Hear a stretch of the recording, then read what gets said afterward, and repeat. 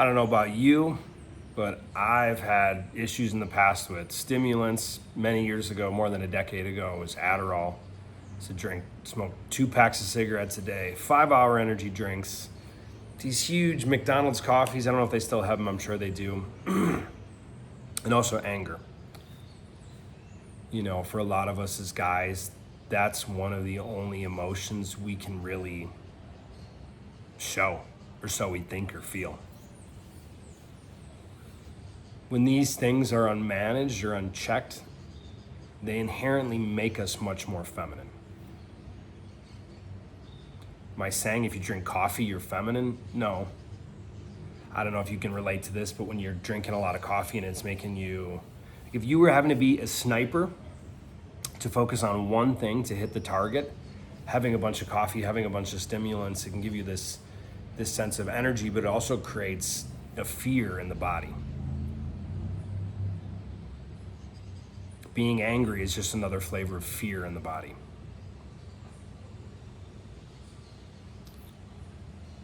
Women don't process things visually the same way we do. They process through what they feel. As guys, we scan something visually and take in a lot of information and try to come up with the best decisions, understandings really quickly. Women feel what's in you. God clearly has a sense of humor to make men and women, especially for humans, even more so. Because we're like the same, but we're like 2 different species. We're like if a Labrador and a tabby cat tried to get married. We're that different. But we are the same species, supposedly. The women we love really can't feel safe when we're flighty. And we can build these just walls and armor of anger. And I don't know about you, that's how I grew up, seeing my dad get really pissed off and yell at someone. And I remember someone telling me, your dad can make people feel this big. And for a while, I was like, that's like power, that's strength. That's what it is to be a man. And I remember that guy telling me that about feeling this big. And I was like, something's wrong with that. I was still young. I was probably 21. When we hold this anger, it makes us less masculine. It makes us less trustworthy. And sometimes as guys, we hear things, oh, you need to heal. You do. It's not for me to tell you what to do. If you were talking to your future self, if you were talking to the most honest version of your wife, your girlfriend, or your future wife or girlfriend, when we don't heal from the things that hurt us, we bleed all over people who didn't cut us. I can relate to this a lot in my last relationship. I had this anger, it wasn't for her, and I'd done a lot of work around anger. It was just an anger I didn't know how to manage the pain and the chaos that was inside of me from unhealed childhood stuff. I didn't believe in inner child work. I wasn't aware. I knew of some of it, but not all of it. The sexual abuse I experienced as a very little kid from family members, from priests, from babysitter, many different things. And this was just bottled up. And I'd be mad because I didn't know how to fix it. I don't know if you can relate to something that's been in the background. It's been there so long, it just feels like it's a part of you. And maybe you can relate. I'd want to solve the problem. And it'd be like, let me do another process. Let me do another of these questions. Let me take some more mambe. Mambe comes from the coca leaf here in Colombia, and it has a sensation kind of like coffee. But then it just made me more and more the illusion of focus. Again, having a cup of coffee in the morning, for some people, I think that can serve. Having 8 cups of coffee a day, you're gonna have some mental and health issues for sure.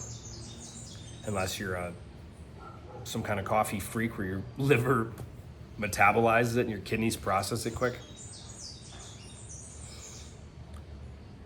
A lot of times as guys, the things we think are adding speed, adding horsepower to our life are actually making us go slower. You can even hear the birds in the background agreeing.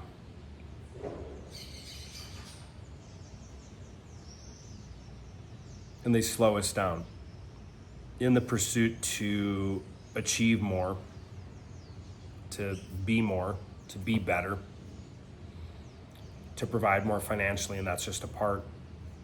We can lose ourselves in the process, lose ourselves with our lack of healing, our lack of managing our emotions. And as a guy, if we don't really think we have emotions in the same way women do, well, we process them super differently. We don't have a hormone cycle that's constantly changing every couple days in one big 28-day cycle with 4 large cycles in that and a lot of mini cycles in that. And it creates this pain, this heaviness for us as men.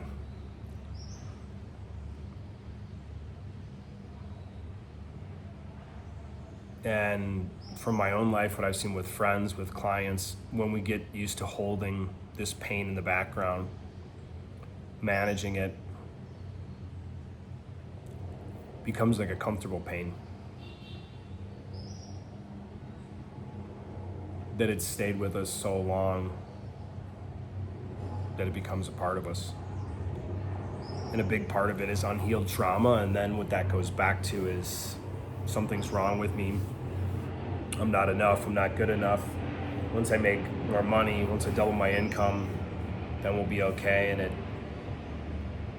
paradox about guys is it often never has an end. So even if you hit the next target, you look for a new target, right? So the mismanaged emotions, the anger, the stimulants, that by pushing down that anger or just letting that come up, pushing down the rest of the emotions, by needing more coffee, more cigarettes, more Red Bull, more 5-hour energy. Again, do I think all those things are bad?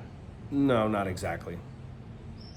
But a lot of us, especially in the West, we overuse them. And what it really ends up being is what she feels in you is a lack of presence, because we're jittery, even if we don't show up that way. Again, everyone's different. I know I show up that way. I can't drink 3 cups of coffee in a day. I can have 1, maybe a little one later at that. I'm taking a break from most all caffeine the next 4 months as my own, going deeper in my own test.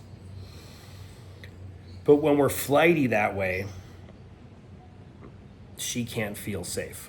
Imagine if you're the sniper, you're the driver, you're focusing on one thing, so that gives her the experience to just be all in her feminine flow. And bro, women don't make sense. It's the first thing to understand with understanding women. Women have the ability to be logical, but how we see things as logical and making sense, women don't make sense. And that's how it's supposed to be. They're not broken. We're not here to fix them. And they're not here to fix you. But when we have these mismanaged emotions, when we push our emotions down, when anger is the only safe thing, when we use a lot of stimulants to focus, she can't feel safe with you. You can't drive the car of life. From what I've found, what I've seen personally, what I believe, use it as a metaphor and quite a literal thing. If you're going on a road trip or a vacation, you want to drive, she probably wants you to drive a lot of the time. And then what does she want to do? If she knows you totally got it, you're totally driving, let's assume the kids aren't with you, if you have kids or not, to make the story flow a little smoother. And she can just be looking out the windows and go, wow, look at those birds.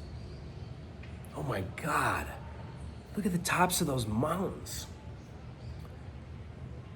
You're the direction, you're the focus, you're the presence, and she just gets to feel in her beautiful feminine flow that, from your perspective as a guy, seems like a lot sometimes and might even seem like chaos, because it kind of is, especially from your perspective. So as we go into this new year in a couple days, what's it really costing you? If you were to think about it now, for your relationship, for your next relationship, what could it be costing you? when you're pushing those emotions down, even if you don't think you are. Anger is the only safe thing that comes up. Usually when we're pushing those emotions down. There's the video games, the porn, the scrolling, the weed. You can justify it because it's organic, whatever, right? The gluten-free beer, it's healthier. But the things we ultimately need to escape, to numb out, because there's that emotions in the background that are pulling at us. And then the other part, these things that kind of seem like they're helping us go faster, or horsepower. And what I found for myself, clients, friends, when we take a lot of these things to speed up, paradoxically, it actually slows us down. Because everything is going so fast. So what are not managing those emotions costing you, and what are the use of those stimulants costing you? And is that something you want to carry into the next year? Because I can tell you from personal experience, when we have these pains, when we have these unhealed traumas, you can have this like negative 50,000, negative 100,000 of negative energy. And then you can add a podcast, that's plus 10. Add a coaching session, that's plus 200. Add a meditation retreat, an ayahuasca retreat, it might be plus 500, plus 1,000. We have this negative 100,000 just sucking energy, like a leech on our energy in the background.